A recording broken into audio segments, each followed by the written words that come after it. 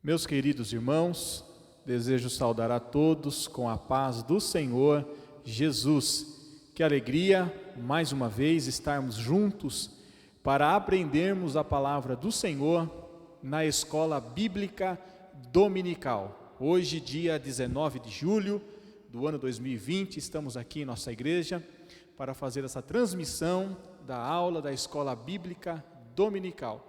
Agradecemos a Deus desde já pela sua audiência, pela sua companhia, e juntos vamos aprender a palavra do Senhor. Quero, junto com vocês, abrir esta aula, abrir este culto também. Não deixa de ser um culto de adoração ao nome do Senhor na Escola Bíblica Dominical. Vamos orar juntos pedindo a bênção do Senhor, que Ele abra o nosso entendimento, derrame sobre as nossas vidas o seu esclarecimento da sua santa palavra. Pai querido, nós te agradecemos neste momento por tudo quanto o Senhor tem feito. Obrigado, Senhor, pela tua oportunidade, pela tua bênção, pelo privilégio de chegarmos aqui na tua casa para juntos, ó Pai querido, nesta manhã, louvarmos o teu nome através da Escola Bíblica Dominical. Abre, meu Deus, o entendimento dos nossos irmãos que estão acompanhando a lição, que estão acompanhando esta aula, também o nosso professor nesta manhã. Seja conosco, dá-nos a tua sabedoria para que possamos crescer na graça e no conhecimento, em nome de Jesus. Amém. Glórias a Deus. Queridos irmãos, nós vamos hoje estudar a lição de número 3 da lição que estamos estudando, e tem por título: O Despertamento Renova o Altar. Já estamos na terceira lição, irmãos, como passa rápido, mas estamos aqui para aprender a palavra do Senhor. Na ocasião hoje, temos a alegria de receber nosso irmão, presbítero Rafael Moutinho, que vai ministrar esta aula para nós nesta manhã. Eu quero fazer apenas a introdução, como de costume, ler o textuário com os irmãos, que se encontra no primeiro livro de Reis, no capítulo número 18 e o versículo 30. Vamos ler todos juntos o textuário, primeiro livro de Reis, capítulo 18, verso 30, que diz: Então Elias disse a todo o povo: Chegai-vos a mim. E todo o povo se chegou a ele, e reparou o altar do Senhor, que estava quebrado. Com certeza, já neste tema, nesta leitura que acabamos de fazer, já temos noção de quão abençoado será a temática de hoje, a lição que Deus tem proporcionado para nós. A verdade prática nos diz: Satanás jamais derrotará o crente cujo altar é constantemente renovado pelo Espírito. Que venhamos, irmãos, a ter esta vida no altar, realmente depositando sobre o nosso Deus toda a nossa confiança, uma vida de santidade, observando a nossa conduta e reparando o altar de adoração ao nome do Senhor. Quero já convidar o presbítero irmão Rafael para que junto aprendamos a palavra do Senhor nesta manhã.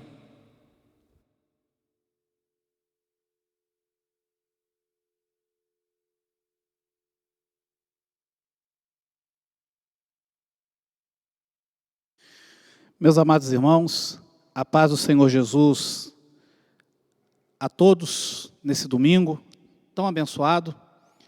É com muita alegria que mais uma vez nós entramos nos lares dos irmãos para compartilhar da palavra do Senhor, desse estudo bíblico, nessa manhã tão abençoada.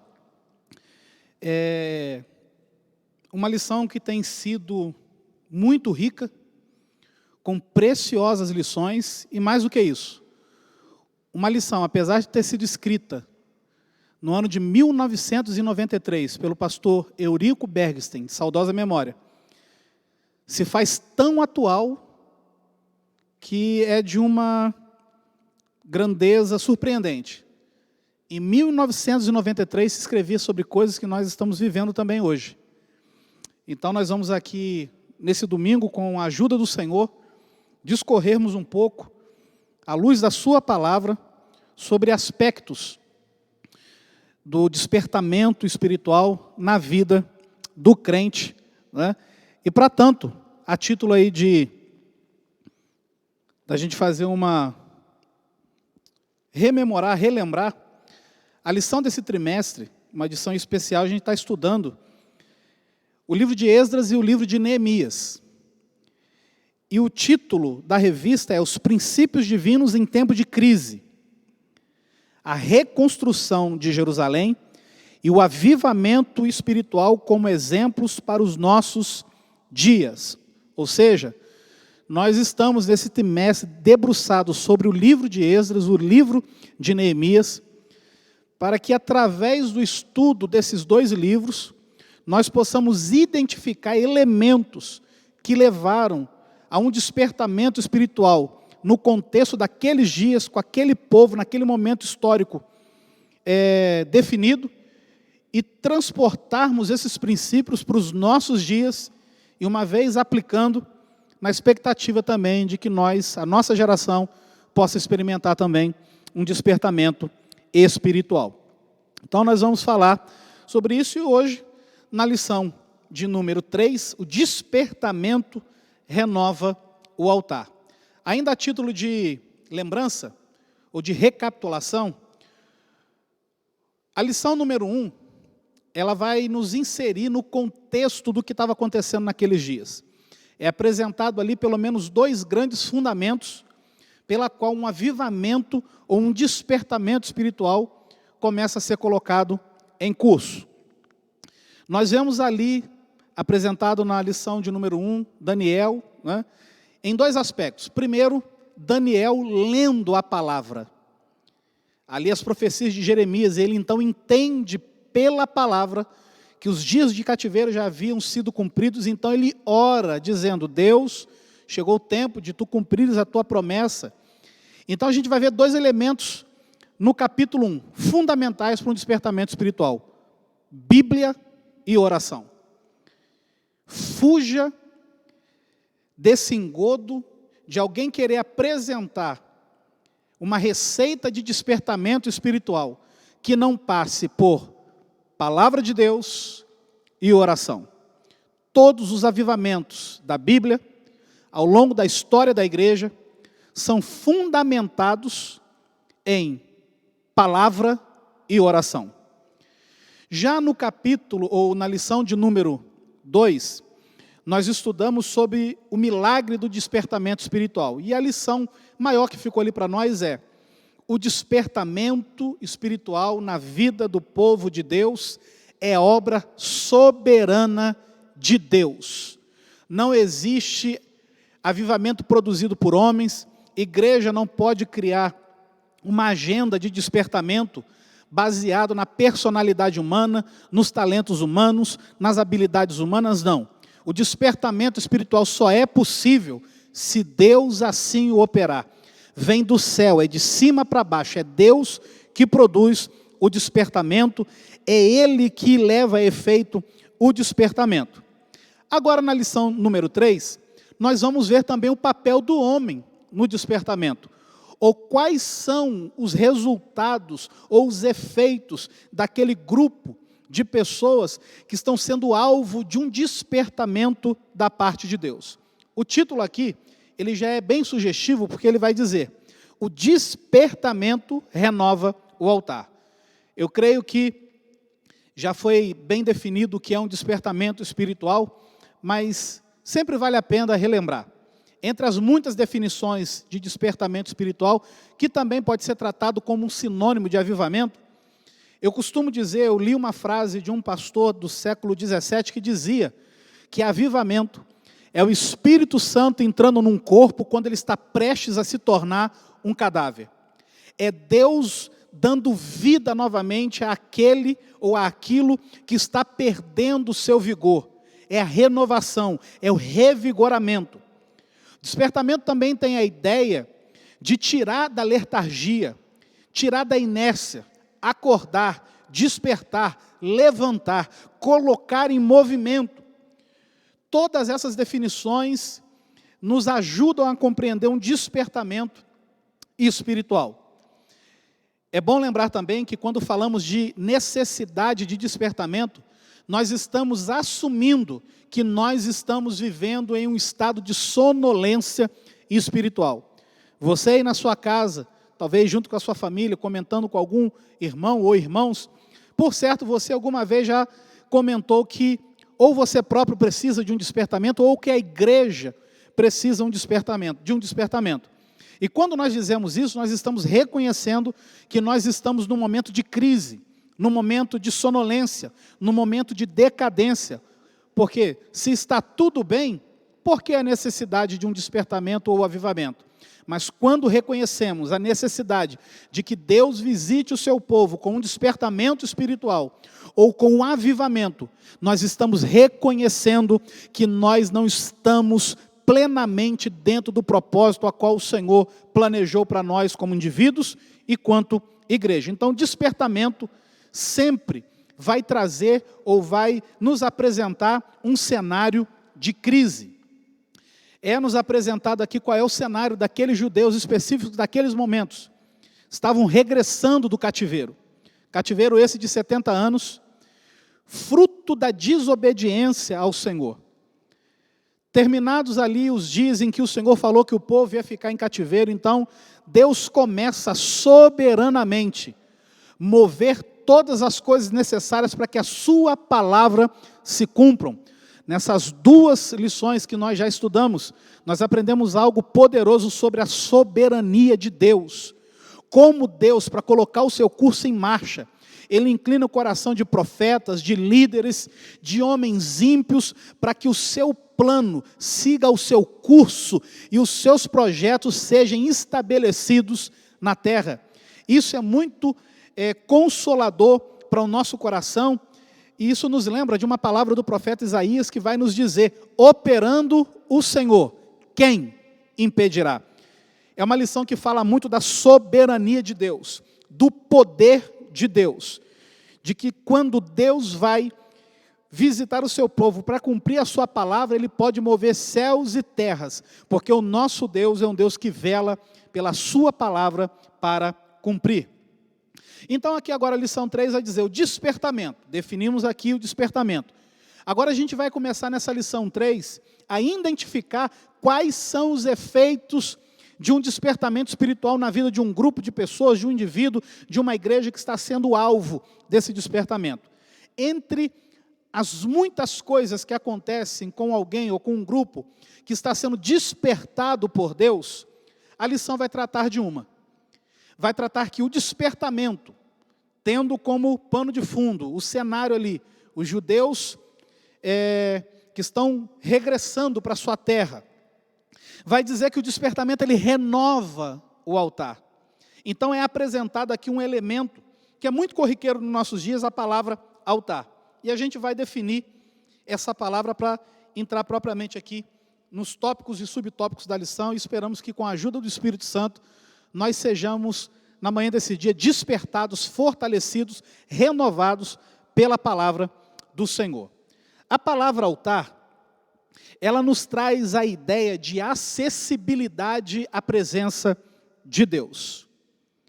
Mas se a gente for definir o seu significado, da forma mais simples, é um lugar de sacrifício.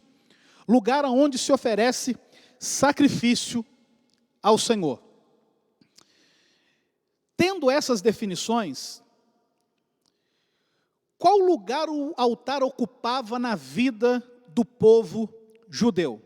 Lembrando que essa nomenclatura judeu só ocorre depois com aquele grupo que regressa do exílio, né? Porque a nação de Judá estava exilada, então quando eles voltam do exílio, eles começam a receber essa nomenclatura de judeus. Então, dito isto, qual é o espaço que o altar ocupa no povo da antiga aliança? E a gente vai tentar aqui, com a ajuda de Deus, fazer o link. E quais são os princípios que nós podemos absorver desse trato que o altar tinha com o povo da antiga aliança e aplicar para nós na nova aliança? O altar para o povo judeu, ele tinha essa conotação de acessibilidade. Era o lugar onde eles se encontravam com Deus. era um lugar de comunhão, era um lugar de relacionamento, porque naquele altar eram oferecidos sacrifícios, holocaustos, era no altar que o pecado era expiado, era no altar que era apresentada a gratidão por meio das ofertas de gratidão, era no altar muitas vezes que o pedido de proteção, de súplica por livramentos também ocorria. Então era um lugar de encontro, era um lugar de comunhão. Tenha isso na sua mente, que o altar tem essa conotação, lugar de comunhão, lugar onde se encontra ao Senhor. E para que fique bem claro aqui nessa introdução aqui que nós lemos, já a título de ponto de contato, na leitura bíblica em classe que nós vamos fazer aqui, você vai perceber esses elementos de forma bem preponderante. Acompanhe aí na sua casa, através, eu creio que você deva ter a revista aí de forma digital no seu celular, nos meios que você tiver. Se você tiver sem a revista, abra a sua Bíblia, no livro de Esdras, no capítulo de número 3, nós leremos os versículos 2 a 5, e depois o versículo 10 a 3. Livro de Esdras, capítulo 3, versículos 2 a 5, que vai nos dizer da seguinte maneira. Eu vou ler do 1 em diante, para que nós façamos uma leitura mais completa. Chegando, pois, o 7º mês, estando os filhos de Israel já nas cidades, se ajuntou o povo como um só homem, em Jerusalém. E levantou-se Jesua, filho de Josadaque, e seus irmãos, os sacerdotes, e Zorobabel, filho de Sealtiel, e seus irmãos, e edificaram o altar do Deus de Israel, para oferecerem sobre ele holocaustos, como está escrito na lei de Moisés, o homem de Deus. E firmaram um altar sobre as suas bases, porque o terror estava sobre eles, por causa dos povos das terras. E ofereceram sobre ele holocaustos ao Senhor, holocaustos de manhã e de tarde. E celebraram a festa dos tabernáculos, como está escrito, e ofereceram holocaustos de dia em dia, por ordem, conforme o rito, cada coisa no seu dia. E depois disso, o holocausto contínuo e os das luas novas, e de todas as solenidades consagradas ao Senhor, como também de qualquer que oferecia oferta voluntária ao Senhor. Versículos 10 a 13 vai nos dizer: quando, pois, os edificadores lançaram os alicerces do templo do Senhor, então apresentaram-se os sacerdotes, já paramentados e com trombetas, e os levitas, filhos de Asaf, com saltérios, para louvarem ao Senhor, conforme a instituição de Davi, rei de Israel. E cantavam a revezes, louvando e celebrando ao Senhor, porque é bom, porque a sua benignidade dura para sempre sobre Israel. E todo o povo jubilou com grande júbilo, quando louvou o Senhor pela fundação da casa. Porém, muitos dos sacerdotes e levitas e chefes dos pais, já velhos, que viram a primeira casa sobre o seu fundamento, vendo perante os seus olhos esta casa, choraram em altas vozes.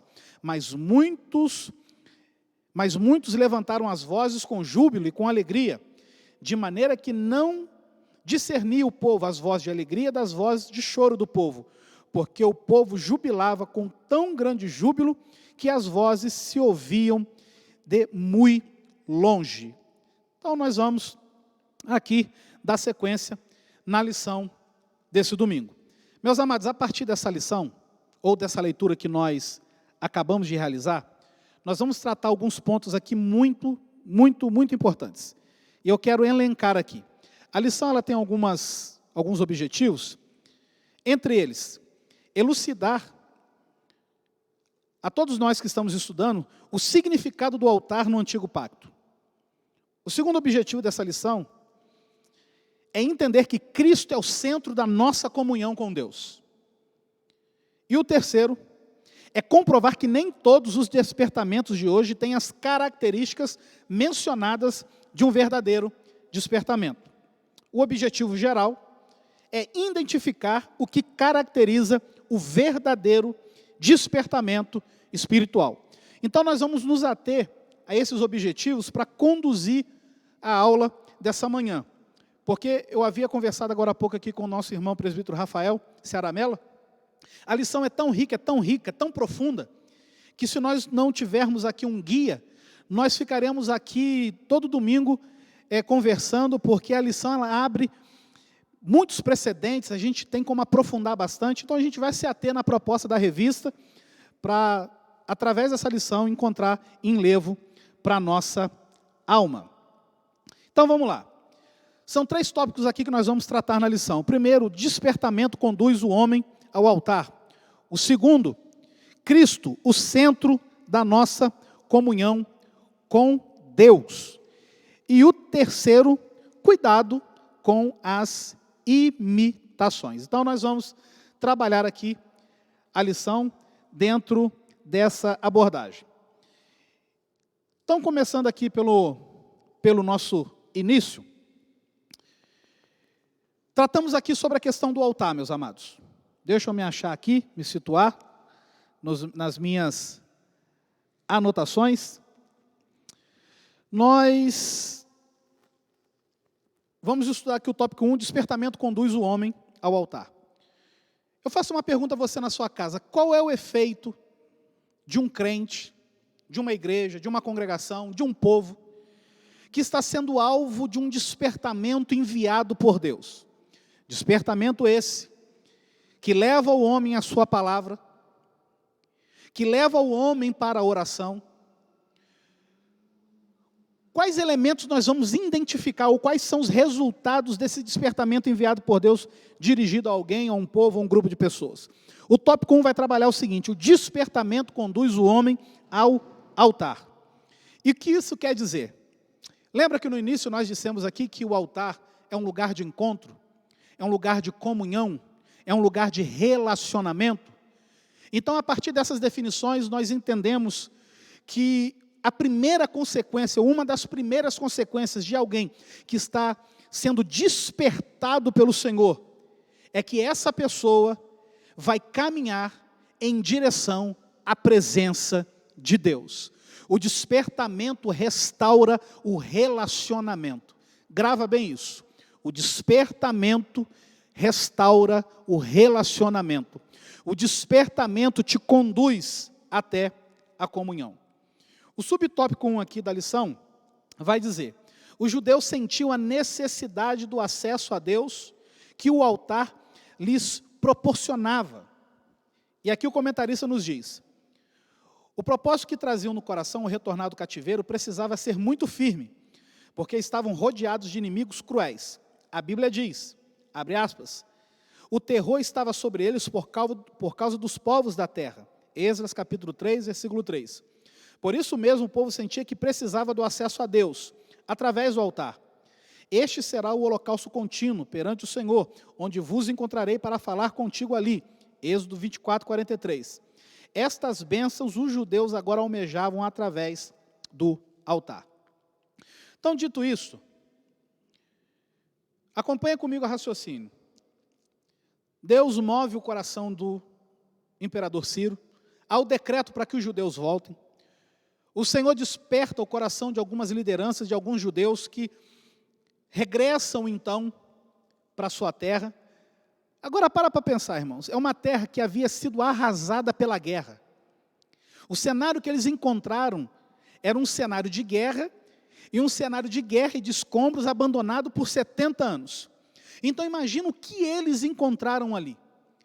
Imagina o que eles encontraram de destruição, um ambiente que reportava ou os levava para um sentimento, ou poderia levá-los para um sentimento de desesperança. Quem sabe aqueles homens voltando ali lembravam de onde eram as suas casas, de onde haviam sido criados, os seus parentes, aonde possuíam suas vinhas, as suas terras, aonde criavam os seus animais. Imagine a montanha russa de emoções que aqueles judeus, que depois de 70 anos voltam para a terra, encontram a sua terra devastada. Eu quero convidar você a refletir. Lembra do lugar que você foi criado? Lembra da cidade que você nasceu, da cidade que você cresceu, com os vizinhos que conviveram com você, os amigos que você cultivou na sua infância, no seu crescimento? Imagine que esse lugar sofra uma catástrofe, uma guerra, venha e assole. E durante 70 anos você fica fora daquele local e você retorna. Certamente as lembranças virão à sua mente. Você vai lembrar de um amigo que morava talvez do seu lado, vai lembrar de muitos episódios de alegrias, de festas, talvez dos cultos que eram feitos ali. Então imagina um misto de sentimentos que agora estavam envolvidos no coração desses judeus, que retornaram principalmente dos judeus mais velhos. Então, eles voltando para um lugar onde tudo estava destruído, eles tinham muitas prioridades. Tinham muitas necessidades. Necessidade de remover os escombros, necessidade de reconstruir a terra, de reconstruir as casas. O próprio edito real, o edito de Ciro, dizia que eles tinham que reconstruir o templo. Mas olha que atitude interessante desse grupo. Diante de tantas coisas para se fazer, talvez eles poderiam se lançar a reconstruir as suas próprias casas para a reconstrução da sua memória e da sua história.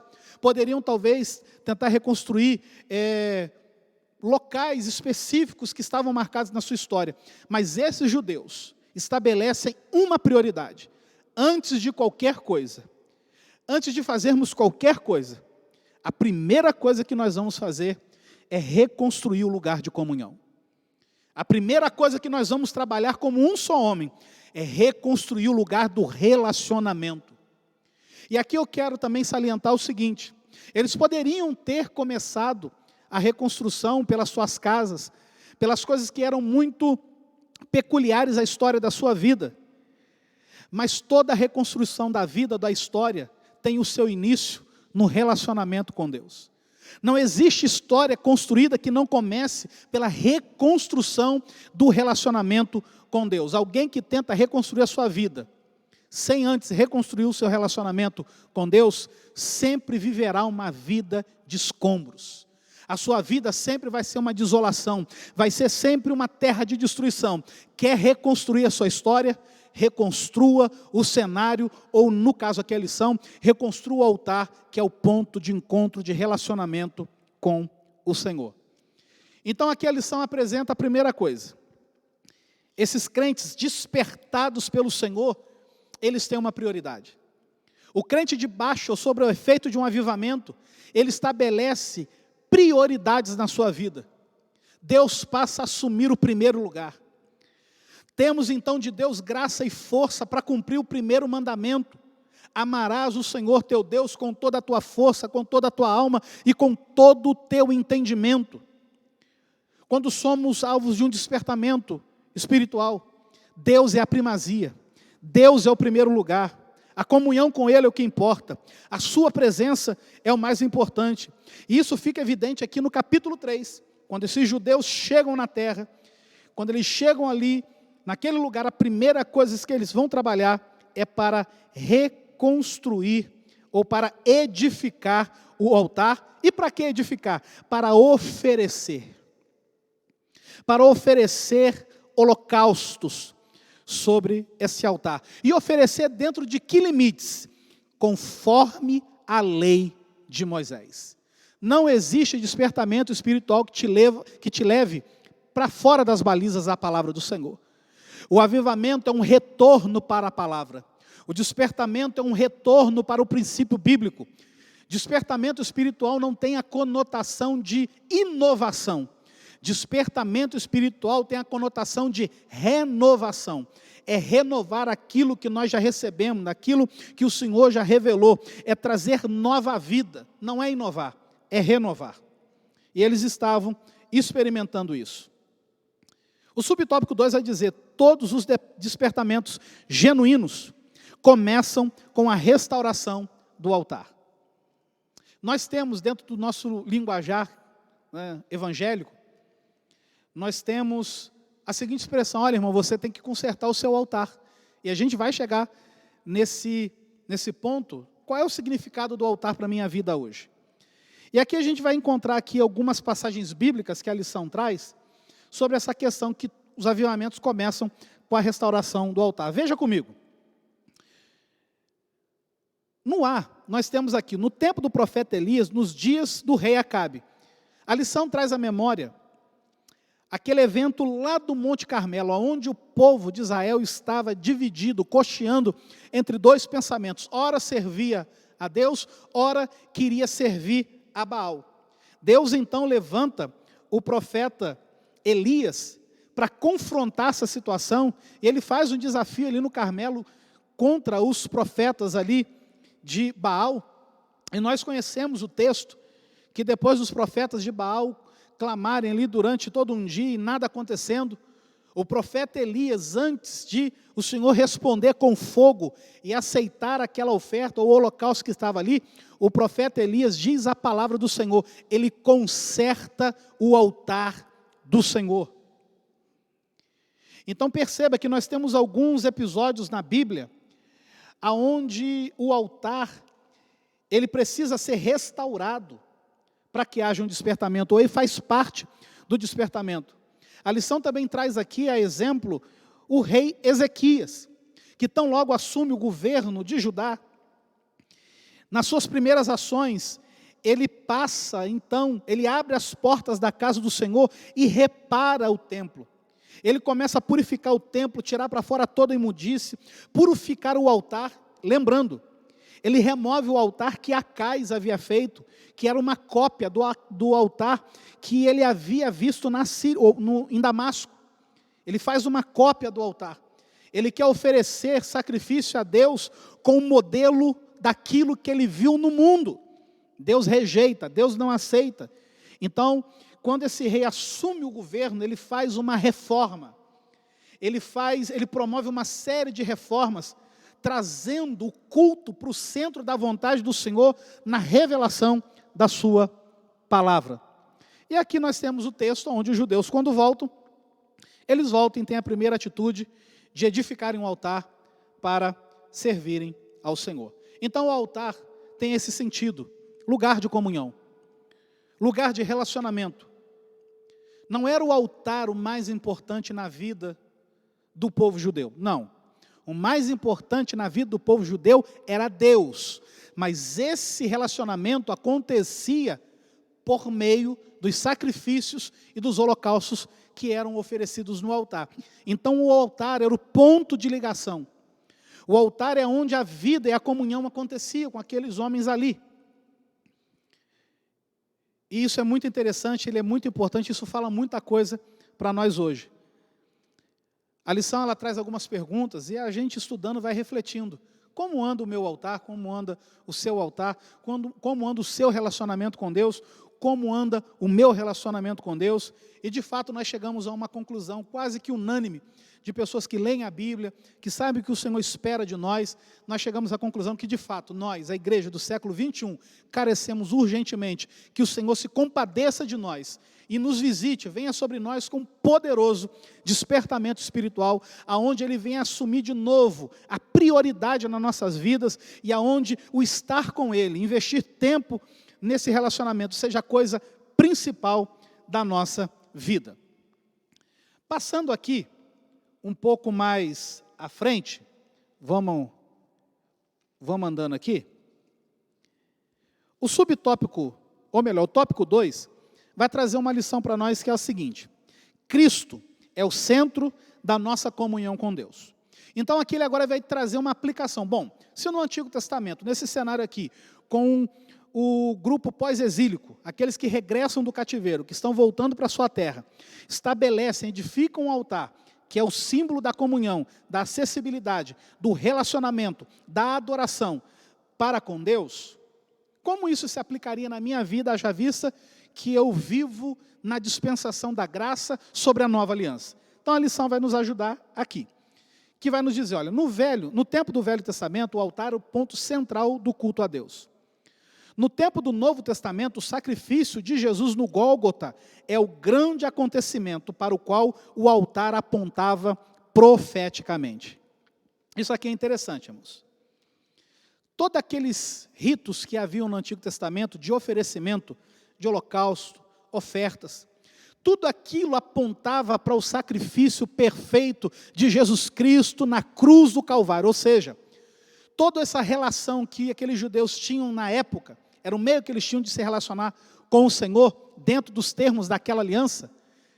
Mas aquelas festas, aqueles ritos, aqueles holocaustos, aqueles sacrifícios, apontavam, era um tipo, era uma sombra, do sacrifício perfeito, único e insubstituível, que seria feito através de Jesus Cristo, dando a sua vida por nós na cruz do Calvário. Há uma mudança agora de eixo. No Antigo Testamento, o centro do relacionamento era o culto. Agora, para o cristão da nova aliança, o centro da vida de adoração passa a ser a pessoa e a obra do nosso Senhor e Salvador, Jesus Cristo. Então, todo despertamento espiritual nos nossos dias, debaixo dos trâmites da nova aliança, sempre quando um povo for despertado, ele vai ser levado ao maior relacionamento com a pessoa de Jesus e com a obra de Jesus. Um crente hoje, nos nossos dias, que estiver sendo despertado, uma igreja que estiver sendo despertada, uma nação que estiver sendo despertada por Deus, ela vai ser levada pelo Espírito Santo a enxergar, a contemplar a grandeza da pessoa de Jesus, do seu sacrifício, e vai adorá-lo, vai proclamá-lo, vai exaltá-lo, vai se relacionar com isso de uma maneira intensa. E aqui ele vai nos sugerindo algumas coisas. O subtópico 1 do tópico 2 vai apresentar coisas interessantes aqui, eu vou resumir. Ele vai dizer, olha, toda a Trindade atuou ativamente na morte expiatória de Jesus. O Pai estava envolvido nesse plano, o Filho estava envolvido no plano, e o Espírito Santo estava envolvido no plano, ou seja, a Trindade estava completamente envolvida nesse ato majestoso, gigantesco, transcendental, que a nossa mente limitada não consegue entender, de Deus entregar o seu Filho para morrer por pecadores. Então a Trindade estava envolvida completamente nisso. Então uma igreja que está sendo despertada, um crente que está sendo despertado, que está sobre um despertamento espiritual, os seus olhos espirituais serão abertos de uma maneira maravilhosa para essas verdades. E eu quero aqui compartilhar algo que encontra-se no Evangelho de João, no capítulo 15, o versículo de número 26, para que a gente traga um pouco mais de luz sobre isso que nós estamos falando. Lembrando que o despertamento espiritual é uma obra soberana de Deus. Ela é aplicada no nosso coração através do Espírito Santo. É o Espírito Santo o agente que, através da palavra da oração, traz esse despertamento à vida do seu povo e, nessa dispensação, a igreja. Então, uma igreja, um pregador, um ensinador, uma nação que está sendo atingida por esse despertamento.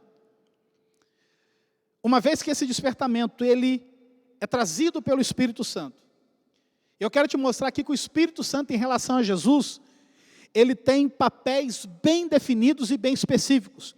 E quando nós compreendemos o papel do Espírito Santo em relação à pessoa de Jesus, nós vamos ter mais clareza para identificar se um grupo, uma pessoa, um indivíduo, uma nação de fato está recebendo um despertamento da parte de Deus. Quando entendemos o ministério do Espírito Santo em relação à pessoa de Jesus, nós compreendemos se o avivamento é de Deus ou não é. João capítulo 15, versículo 26 vai dizer: mas quando vier o Consolador, que eu da parte do Pai vos hei de enviar, aquele Espírito da verdade que procede do Pai testificará de mim. Então olha que coisa interessante que nós já aprendemos aqui. O Espírito Santo, que quando fosse enviado, ele seria enviado da parte do Pai, ele procede do Pai, ele teria o papel de testificar de Jesus, dar testemunho de Jesus, tornar Jesus conhecido, revelar Jesus. No Evangelho de João, capítulo 16, um pouquinho mais à frente, no versículos 13 e 14, vai dizer a respeito da obra do Espírito Santo em relação a Jesus. Mas quando vier aquele Espírito da verdade, ele vos guiará em toda a verdade, porque não falará de si mesmo, mas dirá tudo o que tiver ouvido e vos anunciará o que há de vir. Ele me glorificará, porque há de receber do que é meu e vulo há de anunciar. Meus amados, todo despertamento, todo avivamento, quer seja individual ou coletivo, que é de fato produzido pelo Deus dos céus e aplicado por obra do Divino Espírito Santo. todo grupo, pessoa que estiver debaixo ou sob o efeito de um avivamento, ele vai tornar o nome de Jesus conhecido, Jesus vai ser glorificado, Jesus vai ser exaltado, Jesus vai ter a preeminência, Jesus vai ser o principal, Jesus vai ser o centro, porque isso é a obra da competência do Espírito Santo. O Espírito Santo, quando vier, ele glorificaria a Jesus. E aqui eu quero abrir um parênteses. Nós dizemos que pregadores são cheios do Espírito Santo, que tal igreja, o poder de Deus opera lá, mas quando você passa a analisar o que se prega lá, o que se ensina lá, você vê que Jesus não é a pessoa mais importante.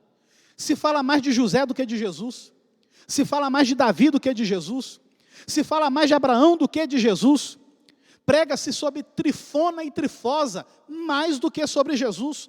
Ora, se o Espírito Santo, que tem a função de glorificar Jesus, de testificar sobre Jesus, está influenciando um crente, encheu a vida de um crente, como que esse crente que se diz cheio do Espírito Santo esse, que tem o papel de testificar de Jesus, glorificar Jesus, não leva essa igreja, ou esse ministério, ou essa pessoa a ter uma dinâmica de vida ministerial que torne Jesus evidente, conhecido, que Jesus cresça e o resto desapareça. É algo a se perguntar. Não estou dizendo, irmãos, que não há lições preciosas na Bíblia sobre a vida de Davi, de Jó. Logicamente há, certamente há. Mas o que eu estou querendo te dizer é que os personagens da Bíblia, eles devem ser como um rio. E o que tem de interessante nisso? O rio, ele vai seguindo o seu curso até desembocar no mar. Os personagens têm que ser o rio. Ou seja, mas o personagem principal é Jesus. Jesus é o mar, Jesus é maior. Jesus tem que ter a preeminência. Ele tem que ter a prerrogativa maior. Então vai uma dica que eu aprendi com um sábio pregador que dizia, olha, no final do ano, quando você pegar o seu sermonário ou seus esboços, veja quantas vezes no ano você conseguiu falar sobre Jesus. Se fazendo essa revisão você perceber que mais da metade dos seus sermões você não conseguiu falar de Jesus, então reveja se de fato você é um pregador do Evangelho, porque o assunto do Evangelho é a pessoa central de Jesus Cristo. Então é algo para nós avaliarmos. Seguindo mais um pouco aqui, nós vamos avançar aqui um pouquinho. O altar no Antigo Testamento tinha essa conotação de oferecer holocaustos, todas essas coisas. Mas uma outra coisa interessante que eu quero salientar aqui aos irmãos é o seguinte: no Novo Testamento, na Nova Aliança, olha que coisa interessante. Na Antiga Aliança, o altar muitas vezes era feito de terra, outras vezes era feito de pedras. Quando chega o tempo do tabernáculo, o altar passa a ser de bronze. Mas quando há o advento de Cristo, a sua morte, a sua ressurreição, muda-se completamente essas relações. Olha que interessante, a Bíblia vai dizer que há uma mudança geográfica da presença de Deus. Na Antiga Aliança, Deus habitava no templo, ou no tabernáculo. Na Nova Aliança, a Bíblia vai dizer em 1 Coríntios capítulo 3, versículo 16, e 2 Coríntios capítulo 6, versículo 16, vai dizer que vós sois o templo de Deus. Então há uma mudança geográfica, nós somos o templo. Deus decide agora morar no crente, naquele que o recebe. Agora nós somos a casa do Senhor. Você é o templo, a sua vida é o templo. E fazendo um paralelo com o templo do Antigo Testamento, o que havia no templo ou no tabernáculo? Nós vamos encontrar alguns utensílios ali, eu quero elencar alguns. No Antigo Testamento havia uma pia, onde os sacerdotes se lavavam. No Antigo Testamento havia o altar, onde eram feitos os sacrifícios, tanto no tabernáculo quanto no templo. Quando você entrava no lugar santo, você via ali pelo menos mais 3 mobílias. De um lado a mesa dos pães da proposição, de outro lado o candelabro de ouro. De frente para o véu havia o altar de incenso. Quando você entrava no lugar santíssimo, ou no santo dos santos, ali estava a arca da aliança, com os 2 querubins de ouro batido, com as suas asas virados um para o outro, a tampa do propiciatório, onde havia a vara florescida de Arão, onde havia o maná e havia a tábua da lei. E diz a palavra que ali a glória de Deus habitava, a glória de Deus de Israel. Então, ora, irmãos, isso era o templo na antiga aliança, no tabernáculo, era o templo ali de Salomão. Só que agora na nova aliança, eu e você somos o templo, diz a palavra. Então, olha que coisa interessante. Se eu sou o templo, então eu como templo, eu também sou um altar. Porque em mim tem que ter esse altar de sacrifício, onde eu ofereço os meus desejos, eu sacrifico os meus desejos, para que isso suba em cheiro agradável ao Senhor, e Deus seja adorado através da minha renúncia diária, para caminhar com Ele e segui-lo. Tem que haver também na minha vida, eu sou o templo, a semelhança do que havia no tabernáculo, tem que haver a pia, ou seja, pureza, santidade, tem que habitar na minha vida. Aprofundando um pouco mais o nosso templo, nossa vida, vai ter que ter também a mesa dos pães da proposição na nossa vida, que é fome pela palavra, na minha e na sua vida, como templo de Deus, tem que haver palavra do Senhor. Tem que haver também um candelabro. Se nós somos o templo, tem que haver luz. Luz fala de testemunho, luz fala de vida reta. Na nossa vida também, a semelhança do tabernáculo e do templo de Salomão, se nós somos o templo, na nossa vida tem que haver um altar de oração, ou seja, tem que haver vida de comunhão por meio da oração. E principalmente, irmãos, se no templo havia a arca, se no tabernáculo havia a arca, e nós agora somos o templo, e Deus decide morar em nós, então a presença do Senhor tem que estar na nossa vida, e ela tem que ser visível, as pessoas têm que ver Deus em você. Você é o templo. Então perceba que na nova aliança você é o templo, na nova aliança você é o sacrifício e na nova aliança você é o altar. Não é exatamente isso que Romanos vai dizer? Vamos ler aqui rapidinho. Romanos capítulo de número 12 vai nos apresentar essa verdade, dizendo, 12, a partir do versículo 1, rogo-vos, pois, irmãos, pela compaixão de Deus, que apresentei o vosso corpo em sacrifício vivo, santo e agradável a Deus, que é o vosso culto racional, ou seja, você é o templo, você é o altar e você é o sacrifício, tudo ao mesmo tempo. Então olha que desafio que nós temos, sabendo dessas verdades. Caminhando aqui também, irmão, um pouco mais, chegando aqui no tópico de número 3, algo interessante aqui também, que a lição vai trazer para nós, uma exortação para termos cuidado com a imitação. O nosso adversário, ele consegue imitar as coisas de Deus. Lembra lá de Moisés no Egito, onde os magos conseguiram reproduzir alguns milagres por imitação. E a gente tem que ter muito cuidado com alguns movimentos que invocam para si o título de despertamento, de avivamento. E como que você não vai ser, como que você faz para não ser levado, não ser enganado por movimentos estranhos? Tem uma maneira de você não ser enganado, irmãos. É a palavra do Senhor, é a Bíblia. A Bíblia traz essa segurança. Se não, vejamos aqui. Na leitura bíblica que nós fizemos, em Esdras, capítulo de número 3, vai dizer o seguinte, a partir do versículo de número 2, e levantou-se Jesua, filho de Josadaque, seus irmãos, os sacerdotes e Zorobabel, filho de Sealtiel, e seus irmãos edificaram o altar do Deus de Israel, para oferecerem sobre ele holocaustos, como está escrito na lei de Moisés, o homem de Deus. Olha que coisa interessante. O altar que está sendo edificado aqui não é edificado conforme a imaginação daqueles judeus que voltaram. O altar que está sendo construído para gozarem de relacionamento com Deus não está estabelecido a partir dos desejos, das aspirações, do querer dos homens, não. A edificação desse altar obedece uma planta, obedece uma ordem. Eles têm algo bem definido para construir esse altar. E quem define isso? Deus, porque diz que o altar é construído conforme está escrito na lei de Moisés, homem de Deus. E o homem de Deus, Moisés, recebeu a lei de quem? De Deus. Então o que nós aprendemos aqui? Quem estabelece o jeito em que vamos adorar é aquele que vai ser adorado. Quem estabelece a maneira do culto é o alvo do culto, é Deus que estabelece as normas. Deus não nos deixou no escuro, irmãos. A sua palavra é um manual de culto, é um manual de liturgia.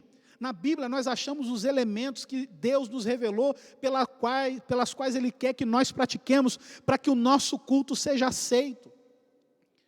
Culto que não obedece os parâmetros que Deus estabeleceu na Bíblia, é um culto que provavelmente vai ser rejeitado por Deus. Deus quer ser adorado, mas dentro das balizas que Ele estabelece na sua palavra. Não é qualquer culto que Deus está recebendo não, irmãos.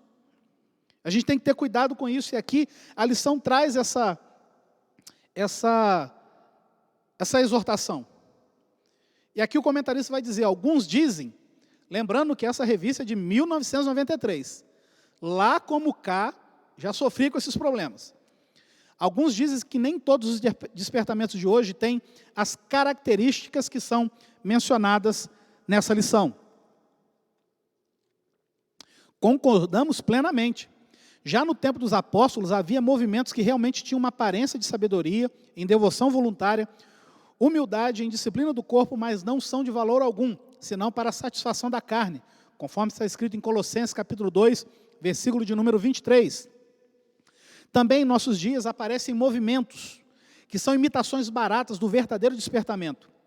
Muitos desses movimentos empregam técnicas avançadas de dominação psicológica. Estes, e aqui eu vou nomenclaturar, pseudo ou falsos avivalistas ou especialistas, sabem com suas técnicas dominar o auditório e podem fazer o público rir, chorar, jubilar, pular, bater palmas e etc.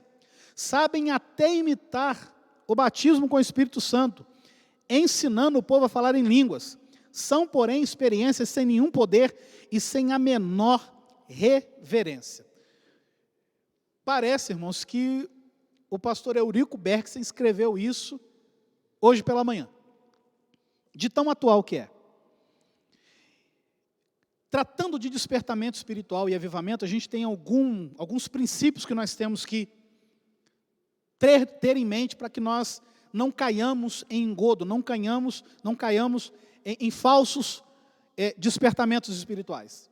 Eu disse aqui um primeiro, vamos elencar. Primeiro, todo despertamento é promovido por Deus. Só Deus desperta um povo, só Deus aviva uma igreja. Então, corre desses movimentos de avivamento agendado. Hoje, dia do avivamento, sábado do avivamento total, vai estar conosco o irmão Canelinha de Jesus. Perceba que toda a propaganda daquele avivamento está pautada no homem. É o dia que o homem marca. É o homem que vai pregar, que é poderoso. Ele vai trazer. Isso já é um sinal de que aquele movimento provavelmente, certamente não vem do Senhor. Porque avivamento está nos domínios de Deus. Avivamento é a obra soberana do Espírito Santo. Quando o seu povo reconhece a sua pequenez, sabe que é pequeno, mas olha para a grandeza de Deus, então se humilha na presença do Senhor, diz, Deus tem misericórdia de nós e aviva-nos. Ninguém se arvora, se levanta como o carregador ou aquele que tem poder para trazer o avivamento. O avivamento é da competência do Espírito Santo. A nossa parte é nos humilharmos, buscarmos a sua face, mas só Deus pode despertar um povo. O segundo ponto, suposto avivamento, ou despertamento espiritual. Irmão, aquela igreja está tendo um avivamento, um despertamento, o fogo está caindo, tá? Mas ninguém gosta de orar, não tem oração. Corre, porque isso não é despertamento. O despertamento advém da oração, e o despertamento provoca desejo de orar. Todo crente que está debaixo da orientação do poder do Espírito Santo sobre o impacto de um despertamento espiritual, ele vai ter desejo de se relacionar. Lembra do altar? Altar é relacionamento. Avivamento que não se ora, avivamento que não se busca, que não se incentiva o povo a chorar nos pés do Senhor, é avivamento carnal, humano, não vai produzir fruto espiritual, e isso não agrada ao Senhor. Terceiro ponto, para você identificar se um avivamento é de Deus ou não. Veja a importância que a palavra de Deus assume nesse suposto avivamento ou nesse despertamento. Um despertamento espiritual onde os crentes não gostam de ler a palavra, não gostam de estudar a palavra, não gostam de ouvir a palavra, não investem tempo na palavra.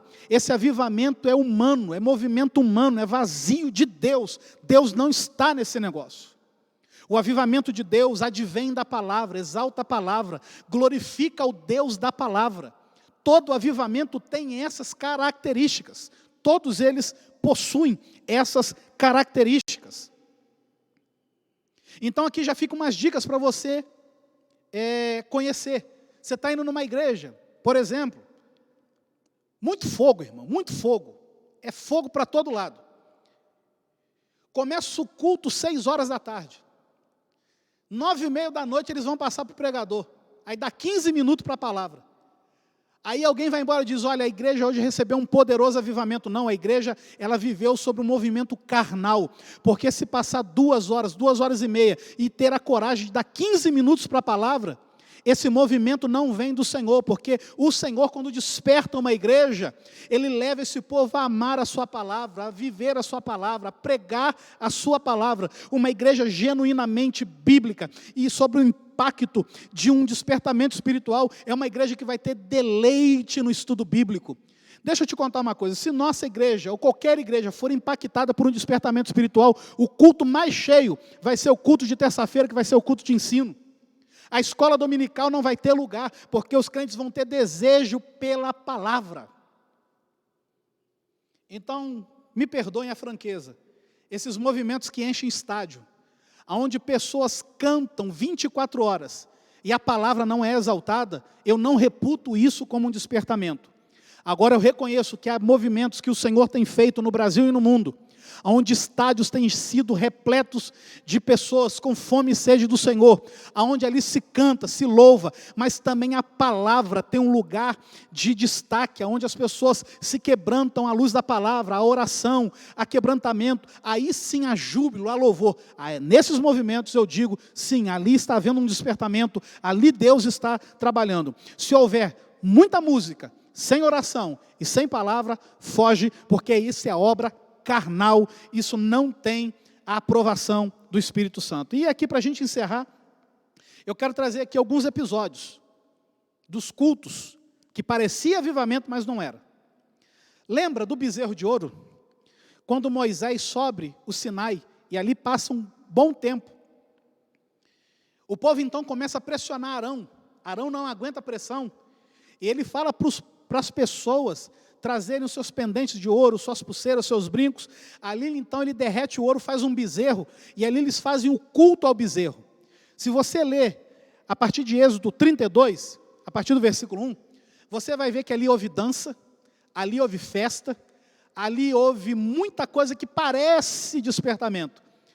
Mas aquela festa trouxe a ira de Deus sobre aquele povo.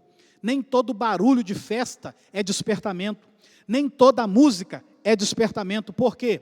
Aonde você vai achar se o despertamento é real ou não? Se aquilo é promovido como uma orientação da palavra. Ali não era. Então ali trouxe morte. E uma coisa interessante também. O papel da liderança num despertamento. A liderança, tanto no avivamento visto em Esdras e Neemias, foi fundamental o papel da liderança para que houvesse um despertamento. Como aqui no caso de Êxodo, também a liderança foi fundamental para a obra de carnalidade. Ou seja, avivamento ou despertamento, avivamento espiritual ou movimento carnal, passa pela mão da liderança. Arão não teve peito para frear os desejos do povo, cedeu ao povo. Isso é o símbolo da liderança que diz sim para tudo, para não perder gente, aceita tudo, traz tudo que vem lá de fora e coloca aqui. Meu querido, o que segura crente na igreja não é pintar a igreja de verde, de amarelo, de azul, de preto, uma música mais eletrizante.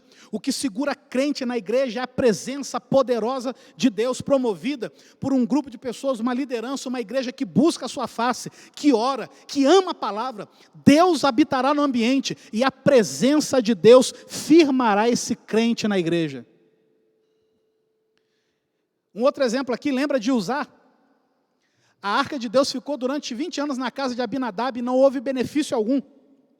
Davi então toma a decisão de trazer a arca do Senhor, que é o símbolo da sua presença, para o lugar que ele havia preparado.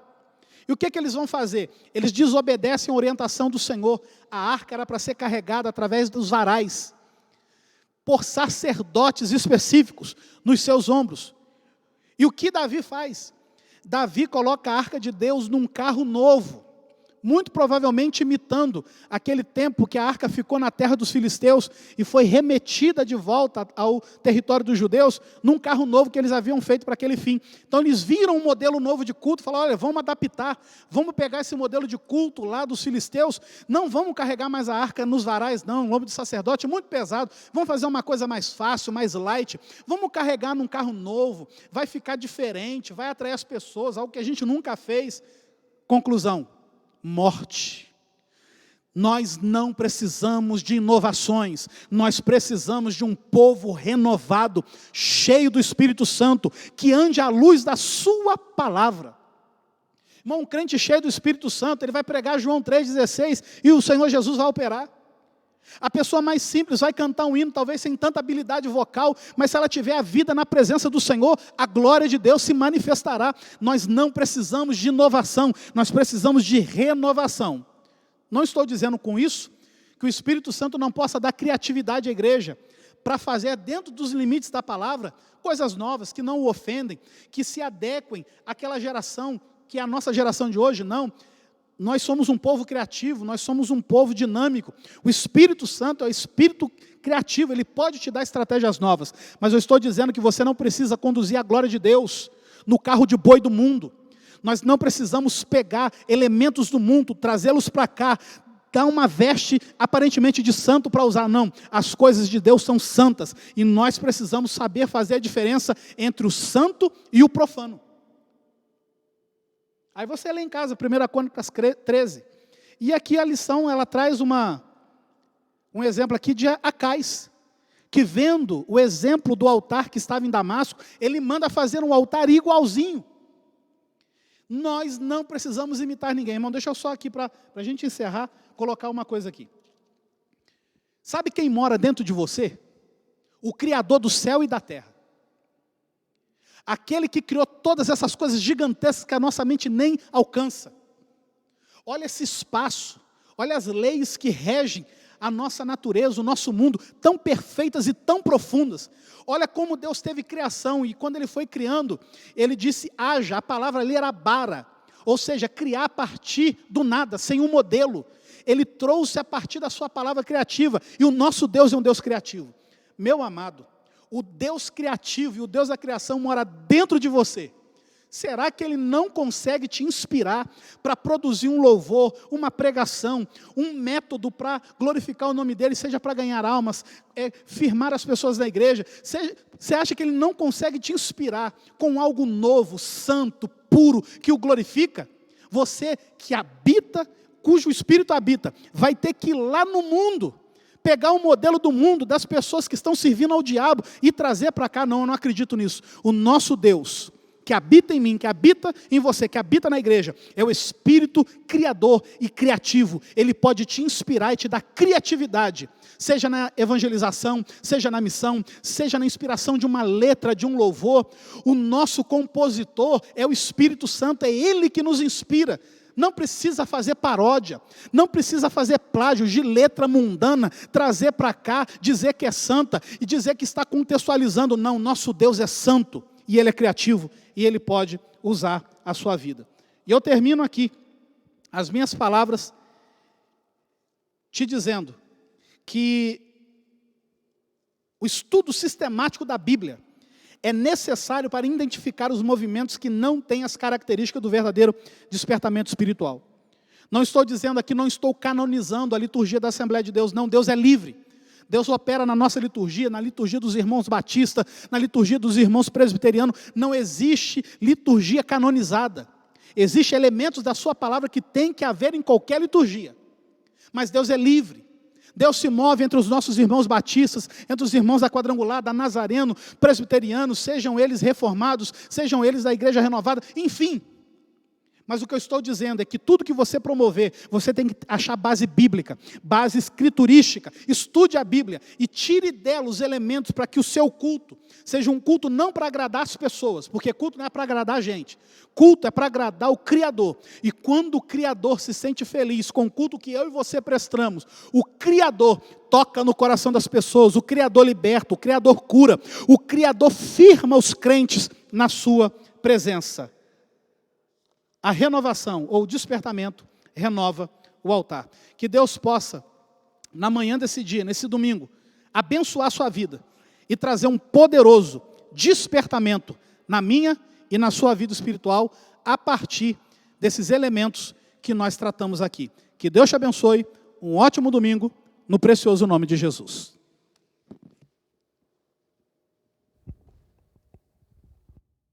Glórias a Deus.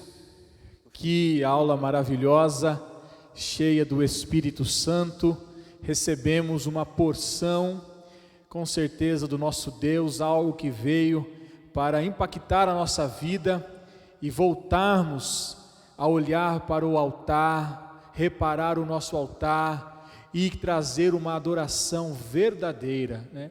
Seguir o exemplo de Elias, conforme o nosso textuário aqui nesta manhã está refletindo.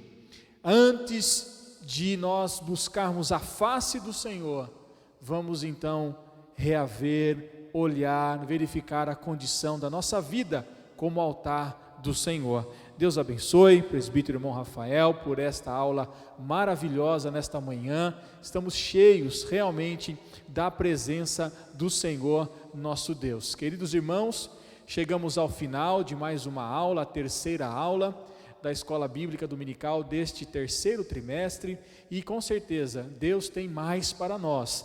Vamos usufruir desta lição escrita pelo saudoso pastor Eurico Bergstein, que hoje está falando, né? O irmão Rafael aqui já disse, quantos anos a lição foi escrita e estamos colhendo frutos daquilo que foi preparado para o nosso coração no ano 2020. Que Deus te abençoe, abençoe toda a sua família e que tenhamos um domingo ainda na presença do Senhor e logo mais, às 18h30, estaremos aqui para a transmissão do culto online, onde você, sua família, seu vizinho, seu amigo estão convidados e não abrimos mão de ter o irmão e os seus amigos, parentes conosco no culto. Que Deus te abençoe no nome santo de Jesus. Vamos orar, encerrando esta aula com a bênção apostólica. Pai querido, nós te louvamos mais uma vez pelo privilégio que tivemos neste dia de aprender a tua palavra, Pai. Neste momento, abençoe a cada irmão, a cada irmã, bem como, Pai querido, nosso irmão Rafael, que ministrou a aula com tanta maestria nesta manhã. Pai querido, nós te louvamos, te agradecemos, continua conosco, prepara o nosso coração para o culto à noite, que estejamos preparados, Pai, para te louvar com o nosso altar reparado, com tudo, Senhor, de acordo com o que o Senhor deseja no nosso coração. Assim nós agradecemos e te pedimos no nome santo e bendito de Jesus. Amém. Que a graça do Senhor Jesus, o grande amor de Deus e as consolações do seu Espírito sejam com todos, não só hoje, mas para sempre. Amém. Está terminado em nome de Jesus.